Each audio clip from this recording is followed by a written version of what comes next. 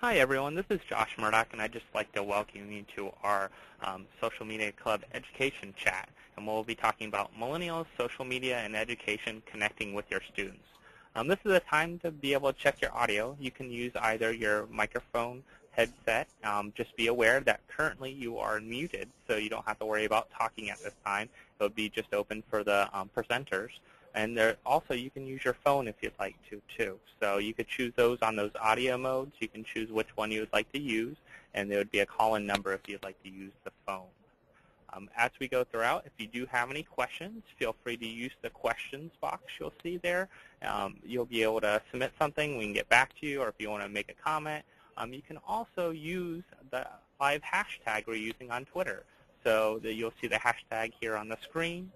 You can use the SMCEDU hashtag, and that's a good way to keep the conversation going on Twitter as well.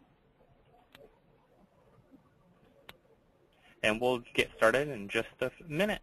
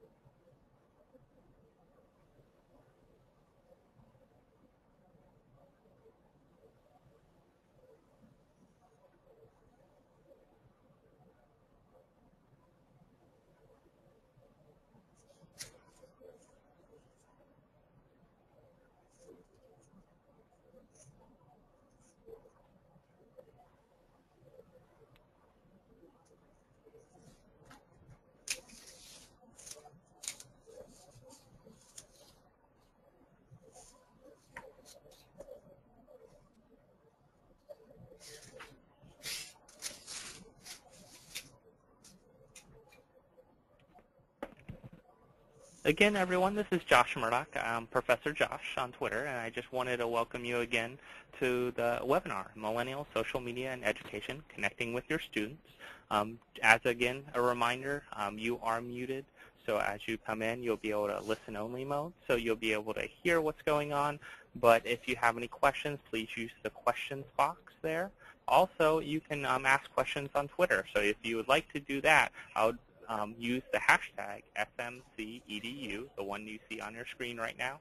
That would be a great hashtag to follow along on Twitter, or make some comments as we go along, or recap any information that for those that might not be able to join us on the webinar live right now. We're about ready to get started. I just want to introduce myself really quickly and some of the other people that are helping today.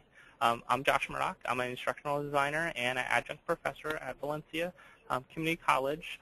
Also, we have with us today Lisa Macon. She's a professor at Valencia, and we'll be talking about this topic at our the NISOD conference coming up.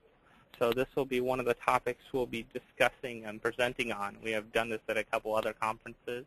Also, I have Jenny, who's helping us on the chat, the questions and chat area. So if you have any questions, she'll be helping. If you have any questions about what's going on or anything that you want to relate to us, that's a good way to do it. And also, Young Lee is helping us with the social media EDU chat on Twitter. So he might be chiming in with anything that's posted on there or any good questions that need to come up. So Lisa, are you ready to go? I'm ready. Hi, everybody. So if you're wondering what we're going to be talking about today, we'll be getting into a couple different things. And what this presentation is really all about is we'll be talking about the millennial generation. So if you're wondering who they are, what they are like, what are they doing, and how do we engage them, we'll go over those topics. We'll also be talking about Twitter. What is Twitter? How can I use it, and why do I use it? So some of the things back on how we use it and how we connect with our students using Twitter. And the same goes for Facebook. We'll talk about what is Facebook, how can I use it, and why do I use it to engage my students. So right now we do have a short little video. This will kind of give you the history on the millennials. It's a great recap of what's going on with them. But this is also, just be aware, the video might be a little choppy because of going through GoToWebinar and playing a video over it, but the sound should be just fine. Also, we'll post these afterwards if you'd like to check them out.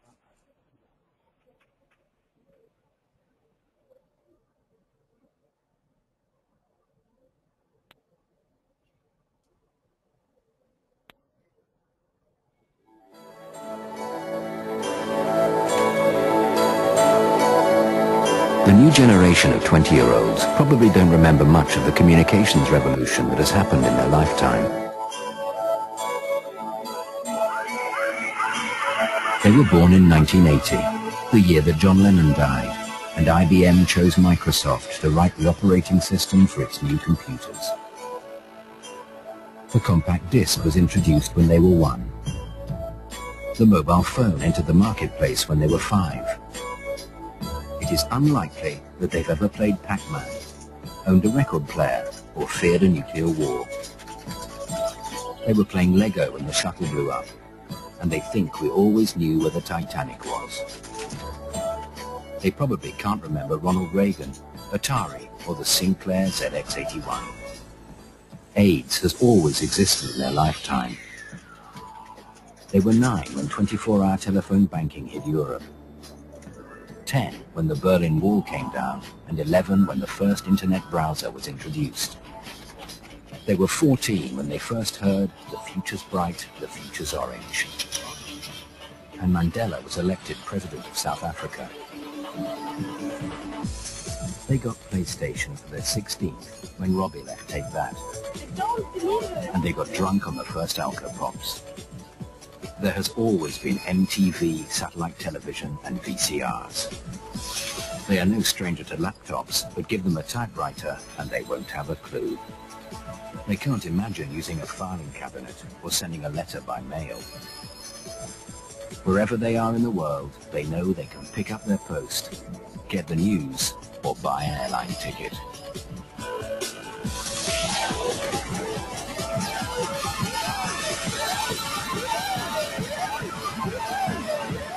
So, what will the future hold for them?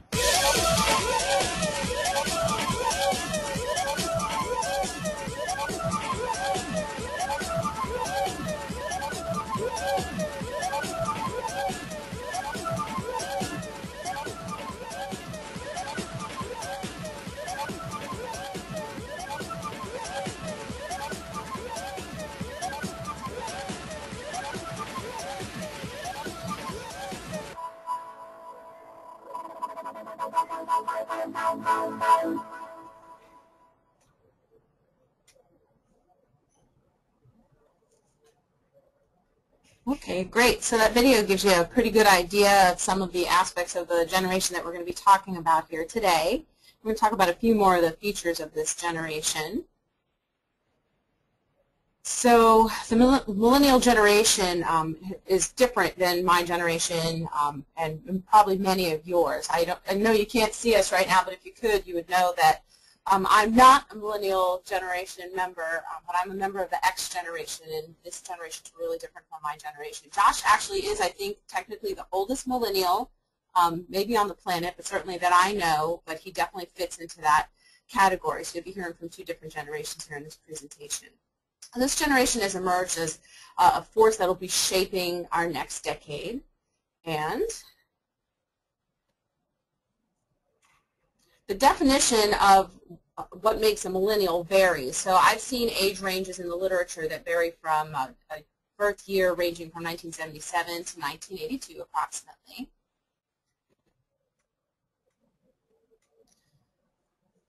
The uniqueness of the millennials, a lot of it comes from the technology that they've had available to them throughout the majority of their lives. And I think that most of us can agree, if we're not of that generation, that there's a difference between growing up with technology and learning technology as it first comes and appears on the horizon for you.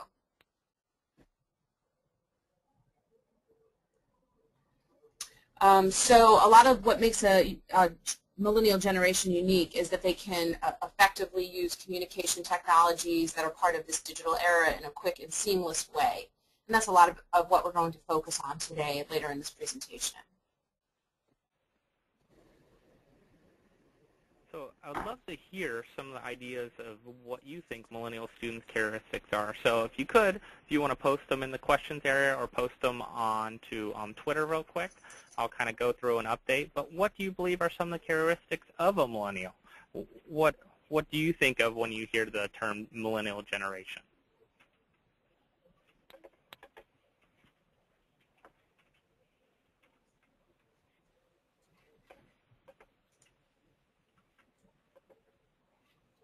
So I see some posting technology-oriented. Most of the students fit that range, so most of the college students currently are the millennials.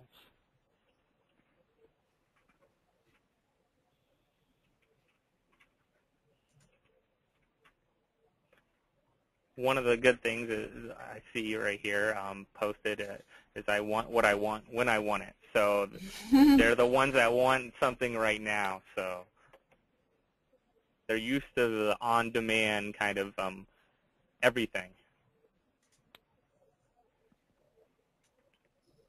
A couple other things.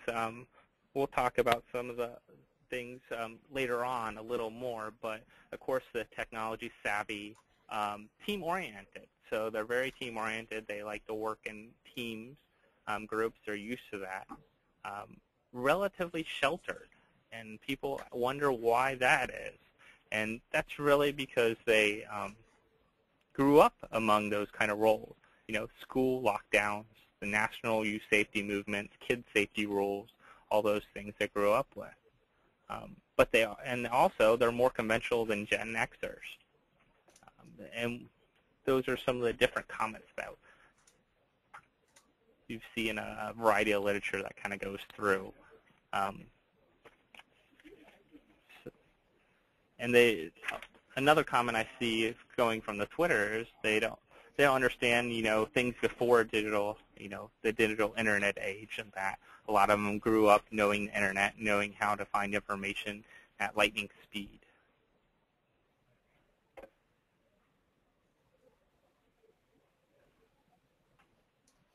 Okay, so here's a quote that we really like, and I'm just going to read it out loud a little. You can read it. Individuals raised with computers deal with information differently compared to previous cohorts. They develop hypertext minds. They leap around. So, of course, the analogy is anything that's hypertext related is just second nature to folks from this millennial generation, whereas in my time, I saw the development of hypertext in my adult life, early adult life, but still adult life nonetheless. So I remember what it's like to have to write down a list of things that I want to learn more about, go to a library and look them up separately.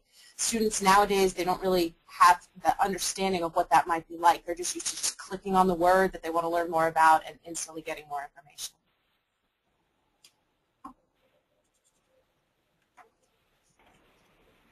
And some of the other things when we're talking about millennials, we'll kind of dig a little further into the actual, students are just accustomed to what? Using a keyboard rather than a pen or pencil, reading information from a computer screen or a mobile device rather than printed text, and also being connected with friends in digital environments. So truthfully, I have terrible handwriting, and I would rather have a keyboard than a pencil or a pen almost any day. They learn better through discovery or experiential learning. So rather than being told, they want to actually physically do this. So they want to, that's how they like to learn, is actually hands-on. They have the ability to shift their attention rapidly from one task to another, so that hypertext kind of mind fits into this, you know, and they may not choose to pay attention to things that they don't interest them. So that intention deployment, so the idea of, you know, one thing if they're not interested in, they'll move on to something else. Believe multitasking is a way of life and are comfortable with it, engaged in multiple activities simultaneously. So just like I am now, I have, you know, my Twitter up, I have the webinar up, I have what's going on happening. It's the same thing. I always have 5 or 6 different windows kind of up and always going. So that's something I'm just used to. as the far end of the millennial generation, and believe staying connected is essential. They want a fast response time. I think someone commented on this before. They want it then, they want it now. So that idea of they want something, they're used to the immediate response.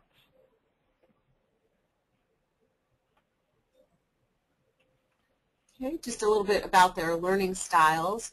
So learning styles for this generation are different than the ones prior. Obviously, that's kind of the theme today is different. This isn't actually my first computer. I think this is Josh's first computer that you're looking at right now. My first computer looked even more primitive than that, in fact. But the students that we're seeing now in the classroom were born right around the time the PC was introduced. So it's not something that they ever had introduced during their lifetime. It's something that's always been there. They've only seen it get faster and hold more memory and do more exciting things than it did before.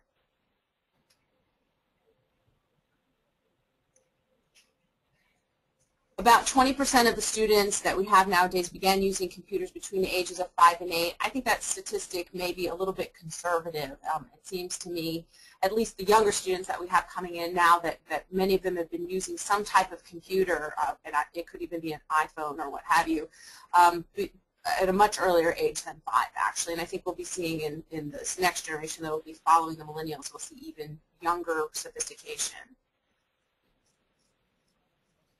Almost all the millennials were using computers by the time they were teenagers, and I really think it's virtually every one of them. Some of them have more access to better computers, but we really find that most students have a very innate nature about what computers, how to use computers to access all the different parts of their lives and their school life especially, and it's just a matter of how much time they've gotten to use it and what type of computer they've been able to use. Imagine the younger millennials, which we'll be seeing pretty soon. And this really also refers to, if you look at when the stats came out, they're 2002, and this was really information about the millennials and moving through. So, you know, I have a son myself, and he knows how to use my iPhone. He knows how to go on the computer and do everything, and just comes second nature to them. So some of the quick just stats here about millennials we'll talk about and look at. Really quick, I just wanted to kind of go over the created social networking profiles. 75% of them have that. Only 14% of millennials use Twitter, and that's going up and changing. These stats were 2010, so you could see some of these actually increasing. Of course, use phone to text, 88%. Wireless internet keeps rising. Going up. So these are just some of the quick stats I wanted to take a look at, get a capture of the millennial generation. One of the things about this, too, is now we're looking at some of the stats here of how social networking has changed among this generation. So really in February '05, for those of you that remember early days of social networking, only about 70% of millennials had that. Now we're at 75%. So, and it keeps climbing. You probably could look at some new stats. These are January 2010, so you keep on the rise. Now, I remember my original, MySpace account in 2004, I think. That was the first social networking site I was involved in that claim. So, and this is just a quick, some stats on how they get their news. And I just like to point out, majority of them get them from television or internet. I see the newspaper, but I wonder how many got confused when answering this as actually online newspapers instead of in-print newspapers when probably answering this survey.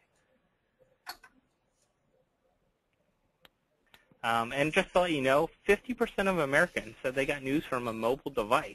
So this is just the way we're changing, use of on-the-go news somehow, some way. So some of the issues with education for this generation. Sure, we lost some, but who's counting? We just thought that was funny. Okay, educational issues. So some of the things that we're seeing are a little bit different than when I was a student in the classroom. The diversity of the needs, backgrounds, and experiences has really expanded. There's a high dropout and failure rate. It's a little bit disturbing to me as an educator how many students are willing to give up very early and easily in their educational careers, and that's something we need to think about addressing. Poor class participation. You'll often get a couple of students who are very vocal and are willing to participate in class and enthusiastic about it, but a lot of them just want to sit around and not be noticed, and that's another issue I think we have to address. We're seeing more underprepared students than we have in the past. And I'm sure there are people giggling that I can't hear about this last bullet point, the difficulty in relating to authority figures using the traditional communication techniques. So it seems like respect doesn't walk into the classroom with a lot of the students these days, and that relating to those of us who are leaders in the classroom, the faculty, is not something that is a high priority for some of these millennial generation students.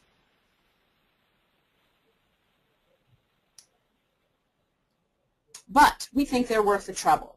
Violent crime is down, and I think we'll be seeing more effects of this in the near future. These folks are more concerned with other things than hurting one another and causing trouble in society, and that's, of course, a generalization. Teen pregnancy is way down. You can attribute that to a lot of factors. Maybe they have just learned how to prevent that sort of situation, or maybe they're spending too much time in front of a computer and not in the same room with each other. I don't really know, but it's a fact. Teen pregnancy is down. We see a lot of engagement in community service. There are a lot of reasons that this could be the case as well, but it's obviously a good thing for our society. And my favorite thing about this generation is that they're so tolerant. They have much more of a global sense of community than my generation ever did. The lines aren't drawn anymore the way that they used to be, and what makes people different. Everybody's looking for somebody different to include in their conversation, which is a great thing.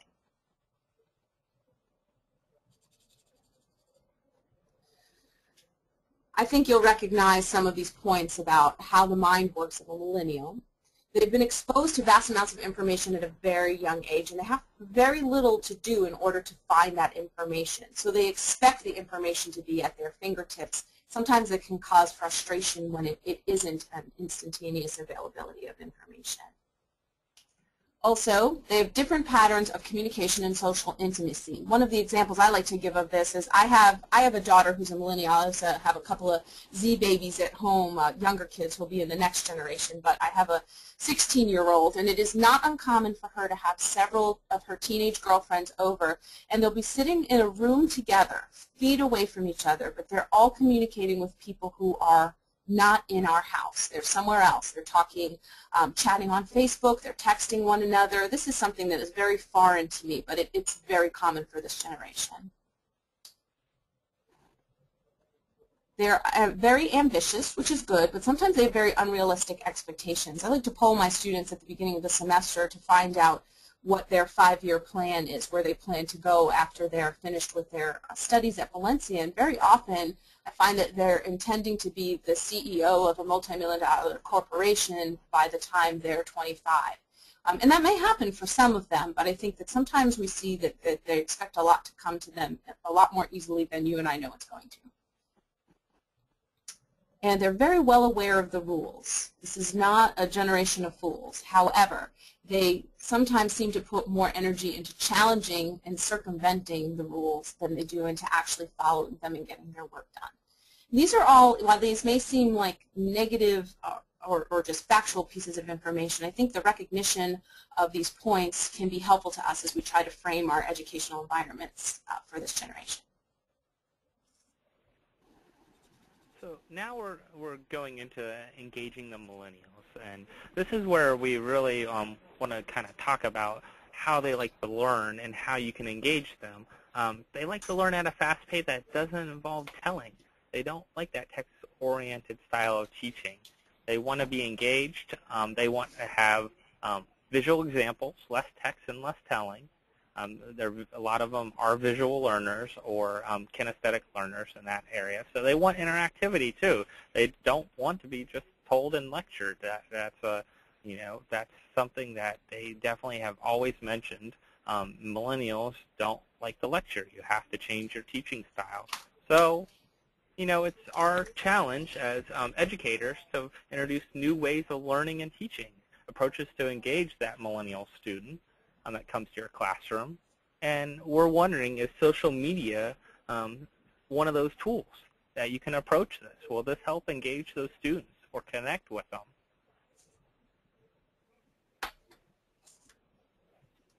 So I like this quote a lot. It talks about your goal should not be to discard social media, but to figure out how to make it a powerful tool rather than a useless distraction. So, and we could say that a lot because we've always told students to put away their cell phones, to stop going on the computer and going on the internet. But can you make this a useful tool for them to engage inside the classroom and then outside the classroom? Could you use social media? Could you use Twitter? Could you use Facebook? So we're going to talk about that. And we have a short video here, and some of you might have seen this, but I want to go ahead and play. It's called The Social Media Revolution, and just kind of what effect social media has on us as a society.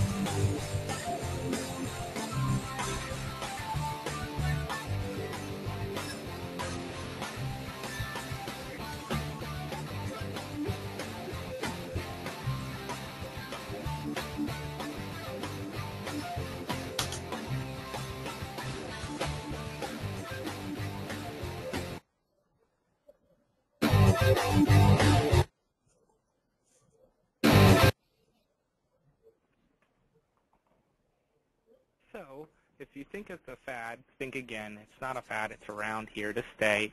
And we're going to talk about next up is Twitter. And really, I love this quote. The qualities that make Twitter seem insane and half-baked are what make it so powerful.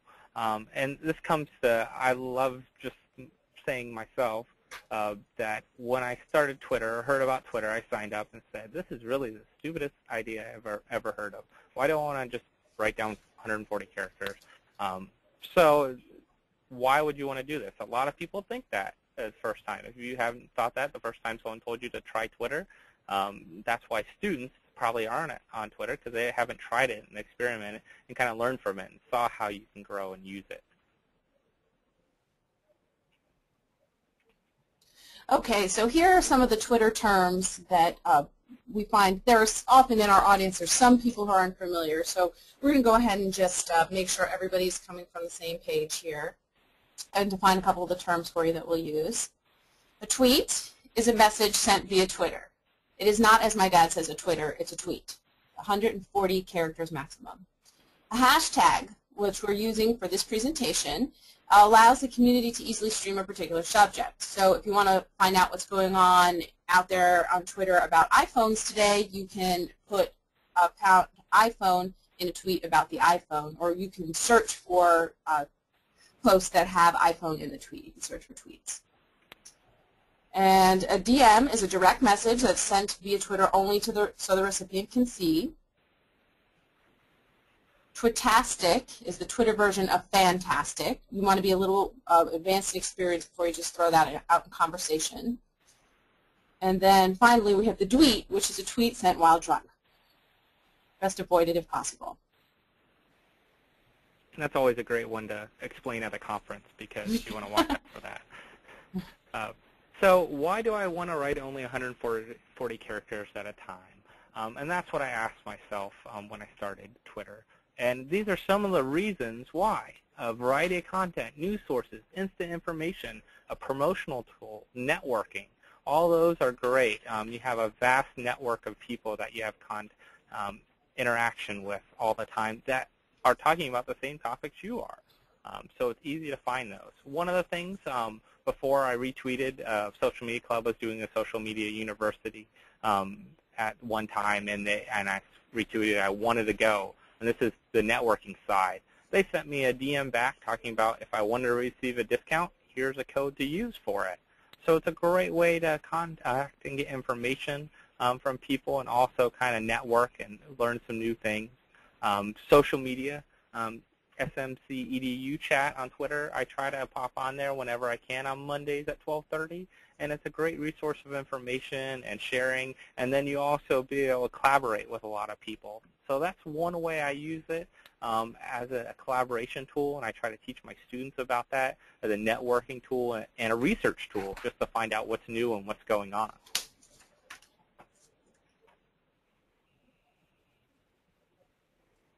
Okay, I'm going to get some quotes in just a second, but I happen to see a question pop up on the question panel. I'm going to go answer real quick the year cutoffs for millennials.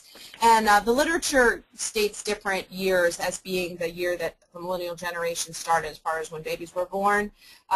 It's anywhere between 1977 and 1982. I think 1978 or 1980 are the ones I see most popularly in the media. So that would be somewhere in that area. And of course that leads to millions and millions of people who are rather cuspy in that they were born right on the edge of the millennial generation and the X generation.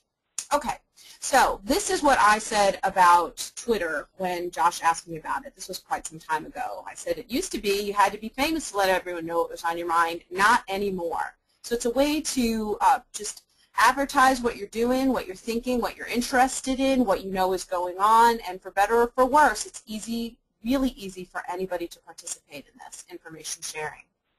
So I think he's got some tweets in the presentation here from my Twitter. So just some stuff, cute little comments that I've put out there on my Twitter, not necessarily educational in nature, but just letting people know I'm using the Blackboard app on my iPad at my son's football practice, and something cute that my daughter said when she saw my iPad for the first time.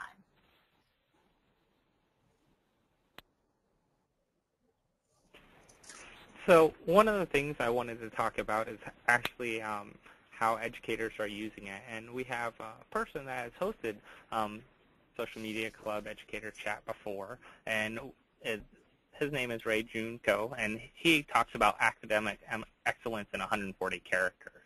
So his study showed that positive effects on Twitter on college student engagement and grades. And I just want to show a short first part of the clip of his video that really goes into just some of the basic information about his study and what has taken effect.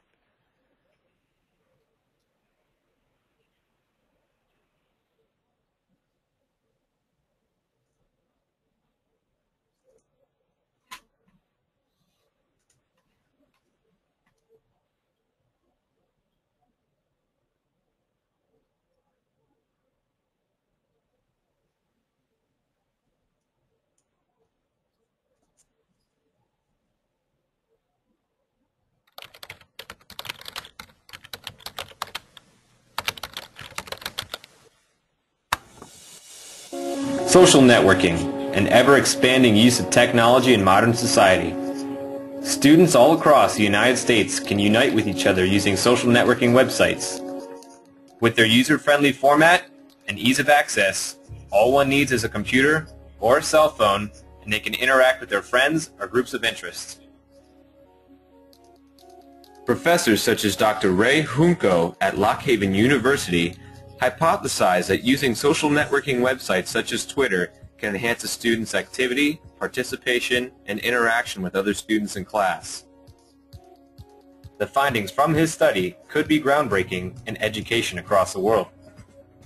Research shows that college students are very interested in using social networking websites like Facebook. More recently, college faculty members have been interested in integrating social media into the learning process, more specifically Twitter. Some of the research that's out there on this is looking at the relationships between social media use and impacts on learning. Unfortunately, that doesn't let us make any inferences about causality. So what we did was we designed a controlled experiment where we were able to look at the impact of Twitter on student engagement and grades in their classes. We had 125 first-year students who were taking first-year seminars for pre-health professionals. We randomly assigned 70 of them to an experimental group, 55 of them to a control group, and with the experimental group, we used Twitter in educationally relevant ways. So we had them continue class discussions, do class assignments on Twitter, and interact with each other and do campus activities on Twitter.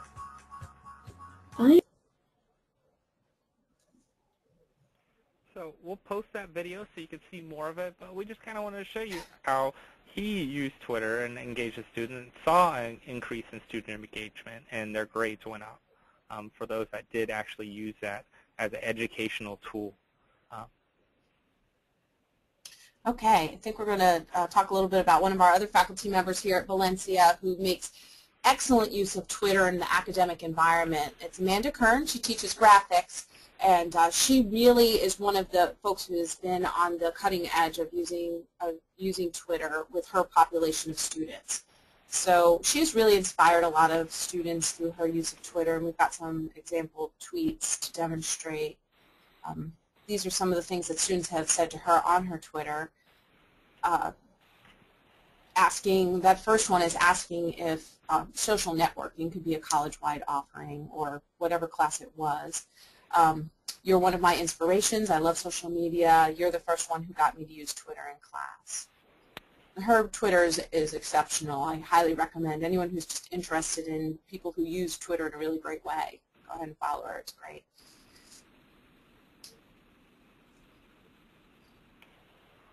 Here's another quote we really like. The principal goal of education is to create men and women who are capable of doing new things, not simply repeating what other generations have done. And I like to send that one out to all the folks from my generation, the earlier generation. Sometimes when I'm in meetings and talking with faculty who are great teachers and have been doing a great job doing what they've been doing for a very long time, they seem to just want to fit the students into the mold of the way they've been doing business, maybe sometimes for 20 or 30 years. We don't just want students to do what we did 20 years ago. We want them to be able to respond and do new, exciting things within the framework of the technology and tools that they have available to them today. So one of the other things that I saw that was great for Twitter and Facebook is Hot Seat at Purdue. If you haven't checked this out, it's definitely worth a look at. But it's a way for students to decide what they want to use to go into a variety of topics. And I have a short, quick video I'd like to play on this. That would give you the basics of this. But it's a great new tool that they're using and expanding at their university. Introducing Hot Seat, a new mobile web application developed to transform the learning environment into a micro-discussion platform both in and out of the classroom. In the traditional college lecture, students have limited opportunity to provide their feedback on how they are relating to the material. Hot Seat enables students by giving them access to collaborative micro-discussion not only through the browser, but also via Twitter, Facebook, or Internet-enabled mobile devices. The use of Hot Seat begins with instructors providing a framework for students to contribute a short response. In addition to their response, students can vote on thoughts or questions they'd like to see addressed, even leave a reply for one they may already have some input on. By enabling an open and collective learning environment, Hot Seat provides a platform for enhanced student interaction, instructor direction, and learning augmentation. For more information, check out purdue.edu/hotseat. So that's one of the uses, that variety of different social media collaborating, because they know students are there, and that's what they like to use, and it's a way to engage students in the classroom. Okay, Facebook. Now we're going to move on. Facebook's probably the most commonly used website in the entire internet nowadays. There are more than 500 million active users, and before you blink, it'll probably be twice that. 50% of active users log on daily, and I just want to add that probably 25% of them log on multiple times daily. Each Facebook user averages approximately 130 friends. People spend over 700 billion minutes per month on Facebook. We can speculate about what they're doing with those minutes if we want to, but we know that there's a wide range of things they could be doing. The average user is connected to 80 community pages, groups, and events, and some significantly more, of course. The average user creates 90 pieces of content each month, and those could be status updates, posts, adds videos, adds photographs, or creates a note, among other things. So Facebook is my social and work network. So I use Facebook as a way to connect, collaborate, share, and network, not only with my friends themselves, but also other colleagues. We work at a larger college which has multiple campuses, and we often don't get to see each other. Different people work different places, even on the same campus. Sometimes we don't get to see each other a lot. So this is a way to kind of stay connected. People see what's happening with their kids and see what's going on, but also a way to connect with your students too. I like to use actually a Facebook page. So I have my own Professor Josh page for Facebook. I prefer using for a way that students can connect, but also sometimes after a certain time I might let students connect to my personal Facebook too. This is one of the students that's a former student in my educational technology class, and it's just great to see. She contacted me and said, I kind of expired after taking your class to now seek my master's in curriculum instruction and technology. So it was great to see that, and then later on she posted something on my wall that she just got a full-time job as a technology teacher. So it's a great way to kind of connect and see how things are going later on. Also, I use it just as a way to get information out. So a lot of my students are educators that go into K through 12 as teachers, and they want to learn more about technology, and they'll contact me later on and ask me about what's going on with technology, what can I do, do you know a great website to do this with, or a great tool, something like that. So it's a great way to keep connected, and also just fellow educators share stuff, and so everyone that's my friend on Facebook doesn't have to see all the things that probably more interested for those that are in technology or education.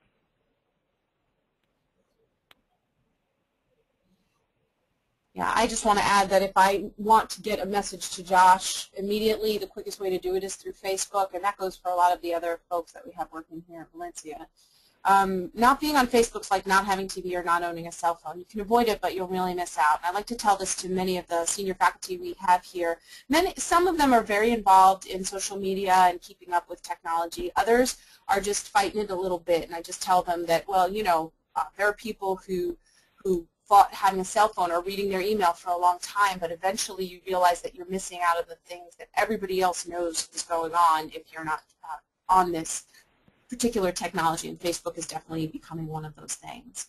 So like Josh, I also use a like page for my students. I have, typical semester, I have 5 to 7 classes at any one time. So this is a really quick way for me to get out to them information like I got a grant donation and bought 3 copies of the book they needed for class. Here you guys go. Check your Atlas email for details on how to get one. But very often the students are on Facebook a lot more often than they're checking their school email, which is what our Atlas email is, our school system. So that's one example of using it. And then students, of course, ask questions and communicate this way as well. everybody, he's asking, this particular student, Brian, was asking when I would be teaching a particular class again, and then I just invited him to come in and see me, email me, call me, whatever he wanted to do in order to get more information. So it's just a way to really stay in close contact with students. And like Josh, I also keep in very close contact with a lot of my past students as well. They don't have to be proactive about when they're back in Orlando coming in to see me in my office. They can just touch base with me on Facebook, and it's a lot easier to stay in touch that way. And he's got a link there to my Dr. Lisa Makins Bits and Bytes page. So I'd like to mention also Facebook groups, and groups has improved a lot since the beginning of time when groups weren't that well done, and then now they're a lot easier to share information, collaborate, and really connect with each other without having to actually be friends on Facebook. So that's a great something to use for education. So it promotes collaboration, so people can ask questions, post to it. This is a great example of a class that uses it as a homework forum. So the idea that they ask a question to build questions upon questions.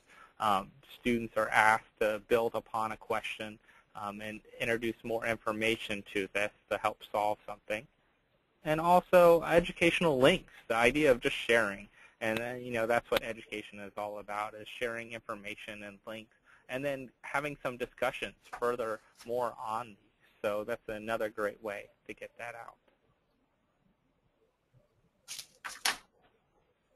All right, and then we'll come back to Amanda, who also uses Facebook in a really great way. She is one of the first faculty members here who said, instead of asking students to stop using it, embrace Facebook as a learning and communication tool. And mainly, we've been trying to champion the use of it as a communication tool above anything else. Students are using it to communicate. If we can communicate with them, then let's do that in the area, in the location that they are most comfortable. So here's a couple of examples of how Amanda connects with her students on Facebook to communicate things that she'd like them to know.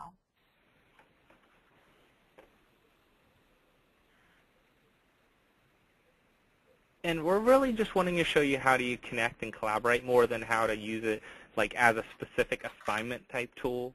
We're talking about how you connect and collaborate with students outside of the classroom, going above and beyond, and seeing how you can furthermore connect with them afterwards, after they leave the classroom. I think that's always important, another aspect, especially depending on what you teach. And that, for me, it's very important because I teach our future educators, or our K through 12 teachers. So if they want to know something more or what's latest going on in technology, they could connect to my page and like it and find out what's going on, or find me on Twitter and find some new ideas.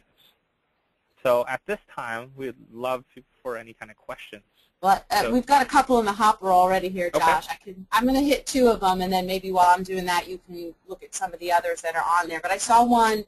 This is an easy question. What's the next generation after the millennials called? And I don't know that it's been settled on in the literature, but I think the fact that there's been an X generation and then the millennial generation, which is sometimes known as the Y generation, I think I've heard of this newer generation of children starting the births at around the year 2000 as the Z generation or Z baby generation.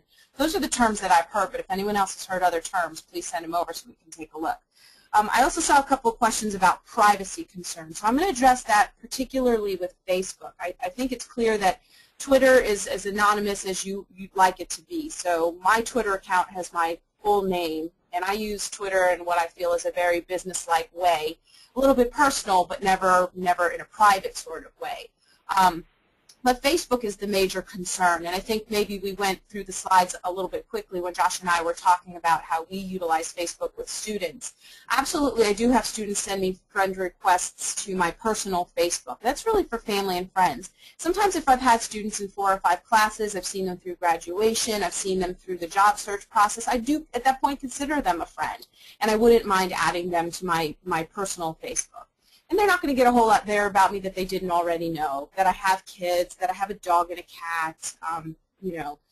There's not going to be a whole lot there that's surprising or shocking to them, but still I don't want to clutter that up with a whole bunch of people who I don't really know on any level. That's why I've created the Dr. Lisa Makins Bits and Bytes page, and similarly for Josh, he's got the Professor Josh page. This is a page that students can connect with by, quote-unquote, liking it.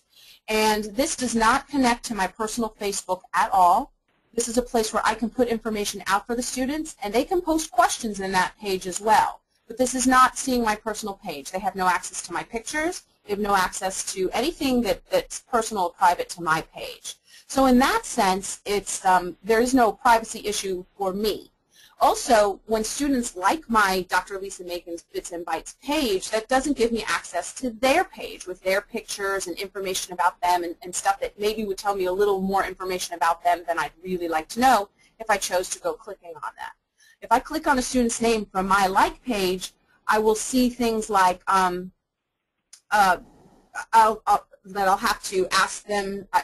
I'll have a button where I could ask them to become friends, to make a friend request, but I typically wouldn't do that. So the connection is really just on that one like page where official business is conducted. So that's a place where I like to share news, things going on in the tech world, things that I've just heard about that morning, technology related, Valencia related, or what have you. And it really just removes all of the privacy issues. But here, I personally don't ever do anything that requires a student to have a Facebook account. There are still some, even in the millennial generation, that choose not to set up that connection. But there are concerns about that. And I think that's something that different schools have to look at individually moving forward, what kind of policies they would like to set as far as requiring students to do educational tasks that require them to use social media. I personally wouldn't do that. But however, a lot of them do have it. I think it's a great supplemental tool for those of them who do have it. And there are new tools coming out that are offering the opportunity to kind of have that still be able to engage students through social media. They're able to use that as a tool, but connect through another platform. I've seen Connect Yard out there. We've seen Hot Seat by Purdue, those kind of ideas that the places where they're always at, be able to connect with them. So they're catching on to that. There's privacy issues, which, faculty want and students want between students. So you have to remember that, too. Students don't always want to be friends with the other student in the classroom through the social media. So you kind of have to look at, the different ways and different things you're using. I saw a good reference that, if you're going to let your current students friend you on Facebook, you better not disapprove, not let anyone be approved. So if you're going to do that, you always approve them or don't approve them. You kind of have to make that choice, because then you go into the favoritism issues and things like that with current students. Right, with current students, that definitely is an issue. We got a couple other questions out here, Josh. Did you see any of these? We had more. Social media as a communication. These are coming off of Twitter. Social media as a communication tool versus a teaching learning tool. What's the difference? You want to tackle it? So as a communication tool, it's still, as the idea of engaging students, you're using communication to engage them where they're at.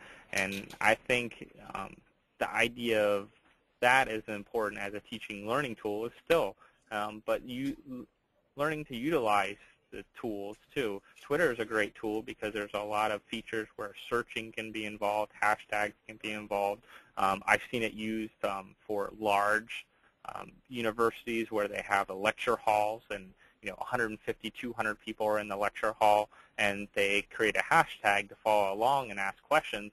And of course, the teacher's lecturing, talking, engaging students, but also then a TA is on the side checking out what the hashtag's saying, kind of like we're doing with this presentation. And be able to see what questions are being asked or address something that you might not be able to stop and raise your hand in a large lecture hall. So that's another way of kind of doing it as both a communication and teaching learning tool. I think it kind of fits hand in hand almost. Okay, and I see another question. Is the classification of generations, millennials, Y, X, etc., as important as individual familiarity with how to use social media tools effectively?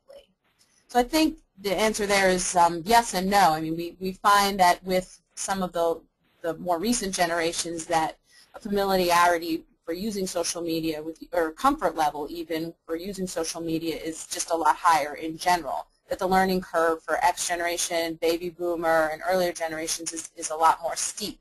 Of course, eventually the folks from the earlier generations can reach that same level of familiarity with using the tools effectively. Do you have anything to add, Josh?